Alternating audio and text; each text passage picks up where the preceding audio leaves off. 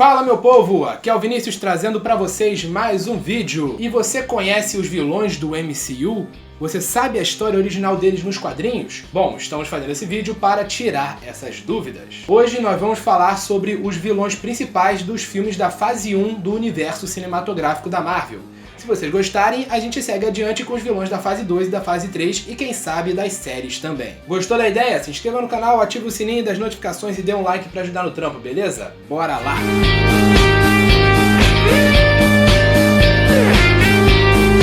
Obadiah Stane, o Monge de Ferro, o vilão de Homem de Ferro 1.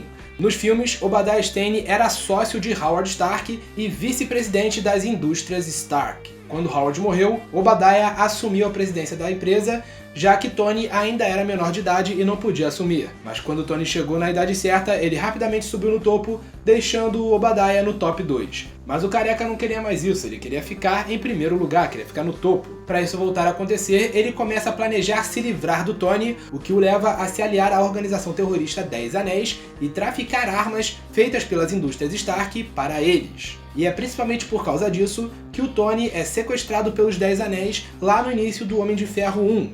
Mas, quando Tony escapou, os planos de Obadiah foram pro saco e ele teve que replanejar as coisas. Tentando encontrar uma nova maneira de se livrar de Tony, Obadiah descobriu a primeira armadura do Homem de Ferro, aquela que ele fez na caverna. Recolhendo a armadura e se baseando nela, ele constrói a sua própria armadura que ficaria conhecida como Monge de Ferro. Obadiah e o Tony caem na porrada e o Homem de Ferro é vencedor, com Obadiah morrendo no combate. Essa é a história do Obadiah Stane, o Monge de Ferro, nos filmes. Já nos quadrinhos, Obadiah Stane era um financiador que desejava comprar as indústrias Stark. Ele tentou isso na época do Howard Stark, mas falhou, e começa a tentar novamente na época do Tony. Para isso, ele começa a sabotar vários trabalhos da empresa, até que conseguiu deixar o Tony no fundo do poço e comprar as indústrias Stark, renomeando-a de Indústrias Stane. E foi aí que ele ordenou a construção da armadura do Monge de Ferro, porque ele queria mostrar que era superior ao Homem de Ferro. Mas depois de um tempo, Tony conseguiu dar a volta por cima e construiu uma nova e mais poderosa armadura, caindo na porrada com o Monge de Ferro e saindo vencedor. Nessa ocasião, Stane acidentalmente comete suicídio ao ser atingido pelo seu próprio raio enquanto tentava acertar o Homem de Ferro. Emil Blonsky, o Abominável, o vilão do filme O Incrível Hulk. Emil Blonsky era um soldado britânico que foi posto sob o comando do general Thaddeus Ross, na missão de capturar Bruce Banner. Para encarar o Hulk com o máximo de igualdade possível, Blonsky recebeu uma dose de uma cópia do soro do super soldado, uma cópia incompleta do soro do super soldado, ganhando força e agilidade sobre-humanas. Porém, quando chegou a hora de encarar o Verdão, isso não foi suficiente e Blonsky apanha feio. Depois disso, ele recebe mais um pouco da dose do super soldado, o que afeta um pouco o seu corpo e também a sua sanidade. Mais tarde, em Nova York, quando Banner ficou temporariamente incapaz de se transformar no Hulk, ele foi capturado pelas forças de Ross. Blonsky, a essa altura do campeonato, já estava tentado em ter o mesmo poder do Hulk, e para isso ele obriga o Samuel Stearns a injetar nele amostras do sangue do Banner, o que provoca uma transformação que o transforma nessa criatura horrenda que ficaria conhecida como Abominável. Não estando mais nem aí pra nada, o Abominável começa a tocar o terror em Nova York e apenas o Hulk foi capaz de detê-lo. Depois de cair na porrada e apanhar pro Hulk, o Abominável foi capturado e jogado numa prisão de segurança máxima. Nos quadrinhos, Emil Blonsky era um espião comunista infiltrado na Força Aérea Americana. Enquanto atuava sob o comando do General Ross, ele sabotou o experimento que transformaria Bruce Banner no Hulk, tornando ele indiretamente responsável pela criação do gigante Esmeralda. Algum tempo depois, Blonsky estava fotografando escondido o laboratório de Banner, quando o próprio Bruce Banner aparece, buscando ativar a sua máquina a fim de gerar uma energia radioativa forte o suficiente para matá-lo. Ele queria cometer suicídio para não causar mais problemas. Porém, ele foi impedido pelos soldados locais, mas Blonsky ainda estava lá escondido. Ele ativa a máquina e é atingido pelo mesmo raio que foi feito para matar o Hulk, o que não matou Blonsky, mas provocou uma transformação que o transformou no Abominável. Como Abominável, Emil Blonsky se tornaria um dos piores inimigos do gigante Esmeralda.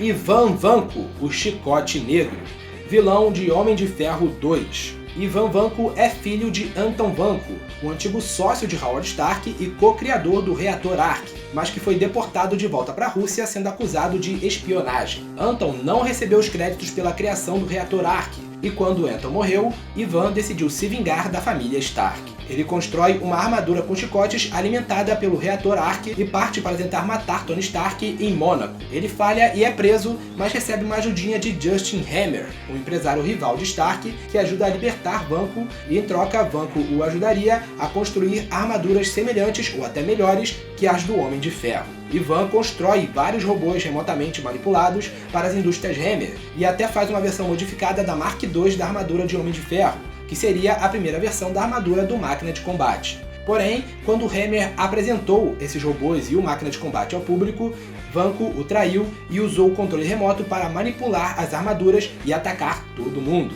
Homem de Ferro e Máquina de Combate se unem para derrotar esses robôs e Vanko aparece com uma nova armadura, enfrentando a dupla, eventualmente sendo derrotado e morto quando a armadura explodiu, levando ele junto. Nos quadrinhos não temos um Ivan Vanko, mas temos dois personagens completamente diferentes que levam o nome de Anton Vanko. O primeiro, Anton Vanko, é um cientista russo que construiu uma armadura denominada de Dínamo Vermelho. Ele foi enviado para os Estados Unidos para sabotar as indústrias Stark e acaba enfrentando o Homem de Ferro em combate. No final, Vanko descobriu que ia ser traído pelo seu próprio governo e decidiu desertar para os Estados Unidos, se tornando um aliado de Stark. Pouco tempo depois, Vanko morreria enfrentando o também agente russo Boris Durganov, que havia roubado a sua armadura de Dínamo Vermelho. O segundo, Anton Vanko, foi criado pouco antes do lançamento do filme. Ele também seria um cientista russo e que teria a sua vila atacada por uma organização criminosa que havia roubado uma armadura do Homem de Ferro. E nesse processo, o seu pai acaba morrendo. Acreditando que o Stark foi o responsável pela morte de seu pai e da destruição de sua vila,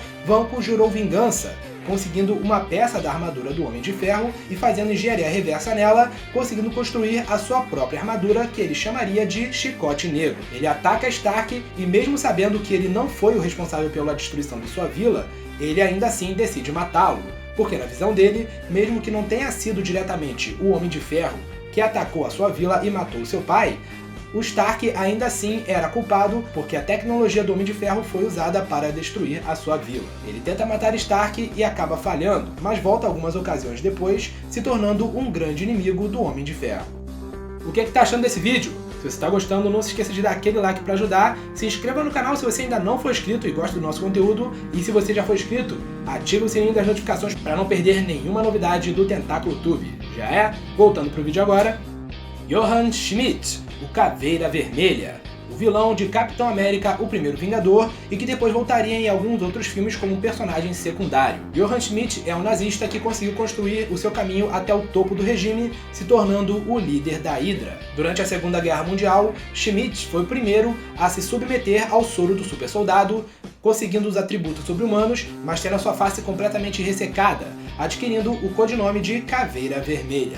Depois de um tempo, conseguiu encontrar o cubo cósmico Tesseract e passou a usar o cubo para amplificar a tecnologia da Hydra a ponto de conseguir torná-la independente do resto do regime nazista. Ele ganharia um novo inimigo que seria o Capitão América, que também adquiriu habilidades sobre-humanas do soro do super soldado. O Capitão América lideraria o Comando Selvagem, atacando várias bases da Hydra, até que em um de seus ataques, o principal cientista do Caveira Vermelha, Arnim Zola, é capturado e acabou revelando a localização da base principal da Hydra. Os soldados americanos liderados pelo Capitão América atacam a base e o Caveira Vermelha enfrenta o Capitão América.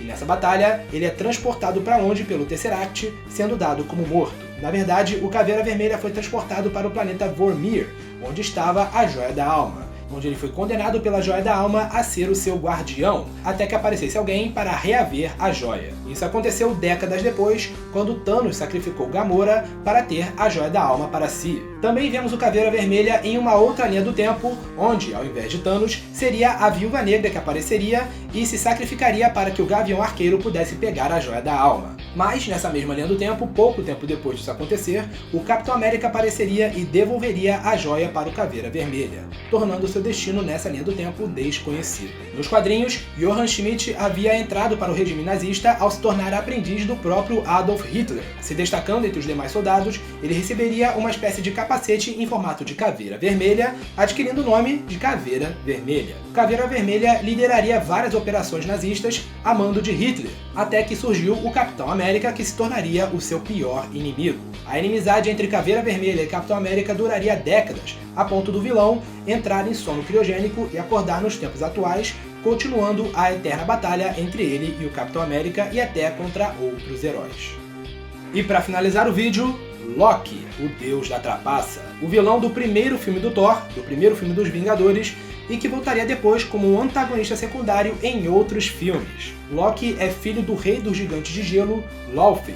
Durante uma batalha entre os Asgardianos e os gigantes de gelo, Odin acaba encontrando o ainda bebê Loki e decide adotá-lo, levando-o para Asgard e o criando como se fosse o seu próprio filho. Loki, sem saber de suas origens, cresceu sendo considerado um Asgardiano, segundo filho de Odin e irmão mais novo de Thor, com quem ele cresceria com bastante inveja, já que Thor era bem mais forte que ele e a força era melhor vista entre os Asgardianos. Conhecido por fazer as suas trollagens constantes, ele receberia o título de Deus da Trapaça. Depois da tentativa de roubar o cubo dos ventos ancestrais, do gigante de gelo, Loki foi um dos que acompanhou Thor na batalha em Jotunheim, que resultou em Odin, puto da vida, banir Thor para a Terra. Nesse meio tempo, Loki descobriria suas origens como um gigante de gelo e confrontaria Odin, que acabaria caindo em sono profundo. Loki aproveita essa chance para se tornar rei de Asgard e fazer de tudo para manter essa posição, inclusive matando Laufey, que tentaria matar Odin, e também tentar matar Thor mandando o Destruidor para a Terra. Ele falha com Thor descobrindo os planos do irmão e enfrentando. A batalha termina com Loki caindo da ponte Bifrost, sendo dado como morto, mas na verdade ele surgiria na nave Sanctuary, a nave do Thanos. Se tornando um subordinado de Thanos, ele receberia um cetro especial e é mandado para a Terra para reaver o cubo cósmico Tesseract, o que acaba resultando em um confronto entre o Loki e os heróis da Terra. Durante essa batalha, Loki usa o seu cetro para controlar as mentes de agentes da SHIELD e usou o Tesseract para transportar o exército Chitauri para a Terra, mas ele acaba falhando em sua missão, sendo derrotado pelos Vingadores em sua primeira missão juntos. Loki é capturado e levado para Asgard, onde é feito prisioneiro, até ele ser procurado por Thor, que acaba pedindo a sua ajuda, pois pouco antes disso acontecer, os Elfos Negros haviam atacado e a batalha que aconteceu em Asgard resultou na morte de Frigga, a mãe de Thor e mãe adotiva de Loki. Loki, querendo vingar a morte de sua mãe adotiva, se junta ao irmão e eles vão para Svartalfheim enfrentar os Elfos Negros. Durante essa batalha, Loki é novamente dado como morto, mas aproveita essa ocasião para voltar para Asgard e tomar o trono de Odin.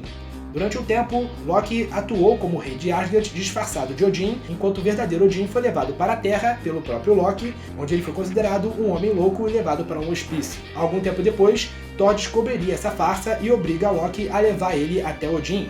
E quando eles finalmente os encontram, Odin acaba morrendo e isso acaba libertando a primeira filha de Odin, Hela, de sua prisão. Loki e Thor são levados para o planeta Sakaar, onde depois de muitas confusões, eles acabam se alinhando novamente e voltando para Asgard para enfrentar Hela e as suas forças. Nessa ocasião, Loki meio que abraçou o seu lado heróico, mas isso não o impediu de pegar o Tesseract de novo para si. Depois da destruição de Asgard, Loki, Thor e os demais Asgardianos vão para a Terra em uma nave, mas a viagem é interrompida por Thanos, que ataca a nave em busca do Tesseract.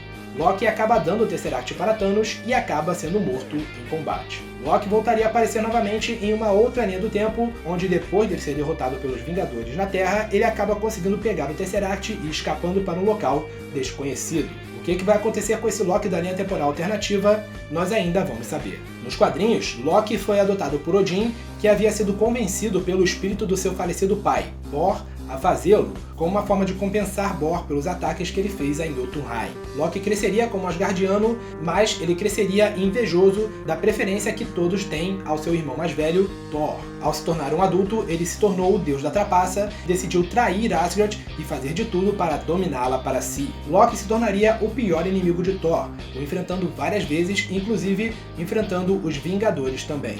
Porém, vez ou outra, eles se aliariam, se entregando ao amor fraterno. Porém, na grande maioria das vezes, Loki é um vilão e quer fazer de tudo para matar o seu irmão e dominar Asgard. E assim como nos filmes, o Loki dos quadrinhos foi o primeiro inimigo dos Vingadores. E esses são os principais vilões dos filmes da fase 1 do universo cinematográfico da Marvel. Você gostou desse vídeo? Você não sabia de algumas coisas que eu falei aqui? Comente aqui embaixo, beleza? Não se esqueça também de se inscrever no canal, ative o sininho das notificações e dê um like para ajudar. Isso é muito importante porque assim o Tentáculo YouTube cresce cada vez mais com a sua ajuda. Então, dá uma moral aí que a gente agradece muito. É isso aí, galera. Até a próxima e fica na paz.